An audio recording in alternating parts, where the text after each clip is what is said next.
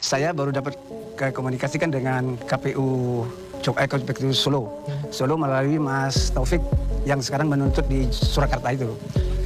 Dari Taufik itu, Eko menjelaskan bahwa Jokowi pada waktu 2005 menggunakan 2 sarjana, Dr. Andes dan insinyur. Nah, Eko menjelaskan bahwa pada waktu itu tidak ada verifikasi. Jadi Eko sebagai ketua KPU tidak melakukan tugas yang namanya verifikasi. Verifikasi itu adalah melaksanakan undang-undang, peraturan dengan anggaran. Seharusnya Eko membawa ijazah-ijazah itu, Dr. Andesnya dari kampus mana, insinyurnya dari kampus mana ke universitas. Ternyata itu tidak dilakukan Eko, karena Eko bilang ada public expose. Setelah menang seharusnya Jokowi mengumumkan siapa dia, siapa keluarganya, siapa pendidikannya. Itu tidak dilakukan. Nah, itu 2005, terus periode kedua, muncullah yang namanya Bambang Tri, yang menjelaskan bahwa Jokowi nggak punya ijazah. Nah, mulai ramai itu. Begitu 2012 masuk ke Jakarta. Pilgub. Itu juga nggak ada. Jadi KPU yang ada di Jakarta juga tidak melakukan verifikasi. Nah, begitu juga KPU RI tidak melakukan verifikasi. Kok tiba-tiba UGM berani sekali mengatakan bahwa mereka punya ijazah ijazah Jokowi itu dari dia. Padahal kalau mau melihat asli apa itu kan bukti satu-satunya adalah verifikasi. Jadi Anda katakan itu Anda sudah melihat atau hanya 2 cerita tadi Pak Bambang dengan Pak Eko kalau Anda sebut? Saya mendapatnya itu dari Pak Taufik, kan dia juga sedang menuntut di Surakarta itu. Saya bilang, coba cek. Nah, dia terus berkomunikasi sama Eko. Suara yang dia komunikasi sama Eko itu dia kirim ke kita-kita. Nah, saya jadi, karena saya pernah menjadi pendiri KIP, Komite Independen Pemantau Pemilu, sama almarhum Mulyana. Jadi kami paham benar tuh, administrasi orang untuk maju menjadi pilkada, menjadi pilwaya, kepala daerah segala macam, sebagai caleg juga. Nah, dari situ, saya jadinya mempertanyakan kenapa UGM harus mengaku, padahal tidak ada verifikasi. Nah, terus dari Ketua DPC PDI Perjuangan Mas Rudi, ketika ditanya, Mas Rudi, apakah administrasi Jokowi pada waktu itu dilakukan oleh partai, oleh kader partai? Dia bilang tidak, tapi dari tim Jokowi itu, yang ada Anggit, ada David. Jadi dari sejumlah rangkaian tadi yang Anda dapatkan adalah memang tidak asli, begitu? Sejak zaman Solo 2004. Ya. Nah itu seharusnya melalui tata negara, sistem tata negara. Tanggung jawabnya KPU. Jadi KPU Solo, KPU DKI, ke DPU RI itu tidak melaksanakan tugasnya secara kenegaraan.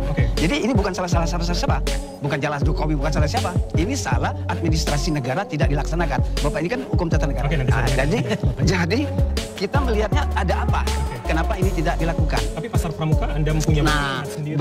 Berikutnya itu terus dipertanyakanlah karena beredarnya ini.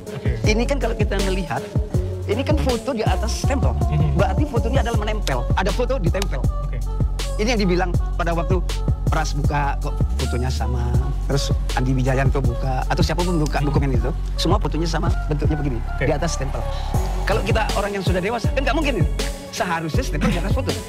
Nah, ini berarti ditimpa. Logika tadi yang membuat Anda yakin bahwa ini memang palsu. Nah, soal yang beredar ini nanti itu kan seharusnya memang kalau KPU itu bekerja dengan benar, sebenarnya dia selesai. Jadi nggak ribut seperti ini. Nah, saya melihatnya begini, kalau kita mau ke ujungnya lagi, baiknya Jokowi, karena ini sudah dikupas di mana-mana, artinya yang dibahas oleh Roy dengan itu yang palsu inilah, yang hasil produksi pasar pramuka ini dipaksakan diakui oleh UGM, dipaksakan juga oleh Mabes Polri. Nah itu kenapa kan gitu? Padahal buktinya begini. Nah tentang si Paiman tadi, dia punya kios, dia pelaku daripada bisnis yang beginian. Saya mendapatkan bukti hari ini bahwa dia dipecat dari Mustopo itu karena diduga palsu semua yang dia pakai. Dia kan pakai profesor, doktor, segala macam. Anda ketika Pak Paimannya itu punya gelar palsu itu juga mengindikasikan begitu? Iya dong. Jadi kalau dia bikin sebanyak-banyaknya untuk detailnya, bikin yang satu untuk Jokowi apa susahnya kan gitu. Jadi saya bilang begini, saya berharap dari perbincangan panjang tentang dokumen ini ya, baiknya Jokowi kan seperti yang dituntut orang, tunjukkan aja. Terus dia sudah selesai, dia sudah berhenti dari presiden, dia sudah selesai jadi presiden, dan rakyat akan memaafkan dia karena dia sudah tunjukkan. Nah dengan begitu, saya berharap dia menarik mundur anaknya yang jadi wapres. Nah, kalau bicara Bang Betor ini, ya mohon maaf, ngomong kosong, lompat-lompat logikanya, nggak jelas ini sebetulnya. Anda telepon aja Mas Eko, dia kan kenal. Kita bicara dulu, ya. Kemarin Anda udah dibantai itu, dibuka semua itu. Kan jelas itu semua. Anda kan nggak berkutik berbicara itu. Karena Anda kan takut ketemu saya, berdebat dengan saya di TV yang itu. Saya tahu itu, makanya saya belakang datang dengan Pak Widodo sebagai misteri case menjelaskan itu. Pak Widodo menjelaskan yang dituduh beliau sebagai otak dibalik ijazah palsu, ini pasal pramuka, itu sudah dibuka semua. Apa yang dikatakan ini kan, udah saya bilang omong kosong semua, udah terbantahkan kemarin itu. Yang jelas ya, 2005, Solo. Insinyur Joko Widodo, FX Rudi. Kita bicara lembaga negara yang berkompeten untuk itu. Itu jelas, proses berjalan, beliau pemenang. Dari mana katanya ada Dr. Andes? Kalau kita lihat dia bilang Dr. Andes itu karena ada koran, atau media online. Itu ketika berkunjung ke Sritek. Itu ditulis Dr. Andes, itu kan selalu mistake, mestinya. Ya. Kemudian, kalau misalnya, kan selalu ada jeda ya, di KPU itu, adakah keberatan-keberatan dari sebelum masuk ya, dari masyarakat tentang pasangan ini. Kalau ada keberatan ya pasti gagal di pasangan, dengan bukti-bukti yang diserahkan kepada KPU. Ini kan mulus, tidak ada. Berlanjut ke 2010. Mulus tidak ada. Nah ini kita kembali yang dipermasalahkan 2012. Jadi menurut Anda seharusnya kalaupun ada protes 2005, tidak perlu 20 tahun 2025 ini. 2005 itu dipermasalahkan di KPU, ya kan? Kan nggak bisa ini kan? Karena ada masa jeda itu menunggu. Ada keberatan-keberatan misalnya. Adakah dari masyarakat yang keberatan untuk menerima pasangan ini kan? Kan begitu prosesnya juga. Kemudian, ya kan 2010 kan mulus, ada masalah. Kenapa ujuk-ujuk dipermasalahkan? Kemudian masuk ke 2012. 2012 saya pelaku sejarah dengan Mas Prasetyo tadi, Boy Sadikin, Sanusi, ya, M. Sarip, ya, M. Sarip, Sanusi dan saya adalah dari Gerindra. Ya, saya di tim sosialisasi kampanye. Jokowi Ahok pada saat itu ya? Jokowi Ahok, karena Ahok dari kita mengusulkan Ahok itu. Proses itu pun kita tahu. Kalau dikatakan Pak Betor tadi tidak ada verifikasi bagi Solo di Jakarta, apa yang bisa membuktikan itu? Ya jelas dong, itu kan ada urutannya. Kan saya bilang ada jeda dari masyarakat, apakah dalam kata 1 minggu, apakah masyarakat berkeberatan untuk itu? Kan begitu, itu verifikasi dari masyarakat. Dari KPU, ya jelas diverifikasi. Ya kan satu persatu kan dilihat. Komplit nggak?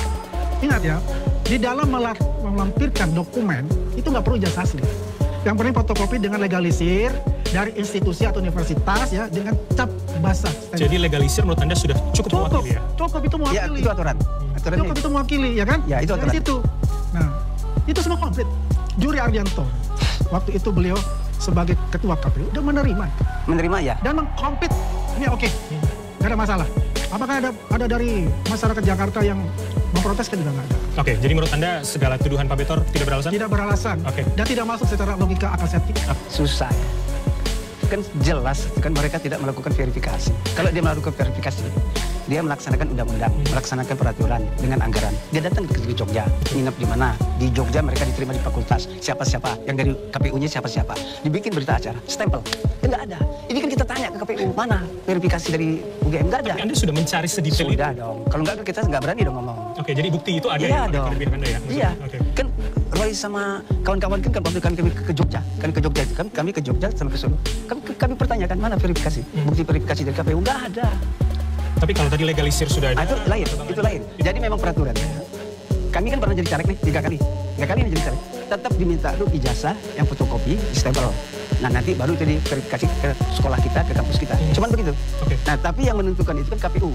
Ada bukti KPU melakukan verifikasi. Tertulis. Karena ini anggaran, ini undang-undang, ini peraturan. Tanya juri, nggak akan tahu. Nggak ada. Karena itu yang harus dibuktikan. Kalau sekiranya itu ada, ini verifikasi dari UGM, ini verifikasi dari Pasundan, selesai. Nggak ada orang ribut. Dan menurut tim Anda itu tidak ada? Nggak ada ribut lagi, nggak ada. Dan saya diuntungkan diskusi tadi malam. Pak Widodo itu, kan tadinya saya cuma menjelas tim Jokowi itu 3. Dia bilang 6, dia sebut lagi nama-nama. Berarti tim itu kan ada. Jadi kan benar. Terus Pras saya kan cuma bilang Pras, Safri. Kan nggak mungkin saya sebut semua, kan ini masalah berisiko kan. Nah, dengan Pras disebutin semua, ya sudah.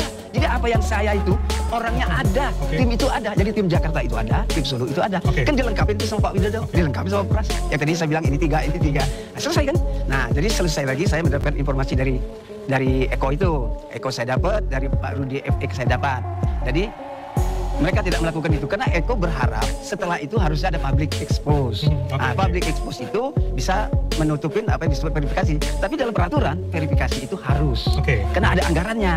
Dan itu peraturan untuk menyelesaikan cakadut ini. Nah, jadi saya meyakinkan bahwa itu benar dibikin di Pramuka karena hari ini ada orang datang menceritakan bahwa dia berkawan sama siapa Pak Iman ini dan dia yang menolong Pak Iman ini karena dipecat. Nah, selesai kan? Saya tahan di sini. Mas Andi, Iya, Mas Bram, ya kembali lagi gitu ya.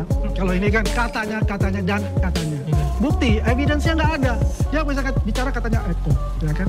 Eko kawan saya. Eko Sulistyo? Iya. Ya, kalau punya bukti dari Mas Eko Sulistyo, ya, lu minta buktinya mana? Dia nggak punya. Ya udah. Dia kan berharap Namanya tadi kosong, kan, ya. dia berharap public expose kan. Mana Nggak Public dilakukan. Expose? Yo bilang begitu ya. Sama kayak kemarin dengan Widodo. Pak Widodo, saya minta untuk memberhentikan namanya dari Bang Betor itu. Harus hadir. Walaupun dia itu tidak mau hadir. Dia tidak suka bertemu orang begitu banyak yang membuat dia harus berbicara. Hadir. Ketika hadir, apa dia bilang? Iya benar, iya benar. Sekalian aja, dan dia katakan itu sudah jelas ya. Anggit, David, Widodo. Terus lagi, tiga lagi. Ya? Tiga lagi. Biar jadi 6 kan? Ya, berarti kan benar. Berarti benar Itu kan? saya masukkan adalah Eko kan? Iya makanya Eko. Saya ada di situ Mas Betor. Mas Betor itu bukan di tim pemenangan. Betul. Joko ya. Betul. Saya kan orang DKI. Yang namanya Saya ini jadi yang namanya kader. akar warasan saya ini jadi kacau balau ini dengan ini. Saya menjelaskan ini ya kan kepada masyarakat Indonesia yang menonton acara ini. Ya, apa yang dikatakan ini adalah fitnah. Saya terus terang ini fitnah. Selalu lompat dan lompat. Ya, tidak ada bukti yang autentik di tangan untuk menjelaskan argumen dari Mas Betor ini. Apalagi menyangkut dari Pak Iman yang tidak ada korelasinya. Karena membicarakan ini adalah membicarakan wali kota Solo 2 periode dan gubernur. Ya, kemudian dikaitkan pula dengan ijazah pramuka. Oke. Di mana akal sehat itu? Pada saat itu, buat apa membuat ijazah di pasar pramuka? Kalau dari Pilwapet Solo menggunakan ijazah UGM S1 Kehutanan, dia tinggal minta step bahasa lagi Pak. Dia tinggal dibawa dari Solo ya ke Jakarta, ya diserahkan kepada dilengkapi lagi yang lain, Oke, anti narkoba lah, SKCK dan sebagainya. Baru diserahkan. Ada namanya kita di Borobudur 22, dia aja nggak tahu Borobudur di mana. Dia sebutnya Menteng 22, ya kan? Itu aja dari awal pertama aja saya bilang, wah ini bukan tim kampanye dan ini adalah omong kosong ataupun dia juga ada proksi dari orang luar. Oke.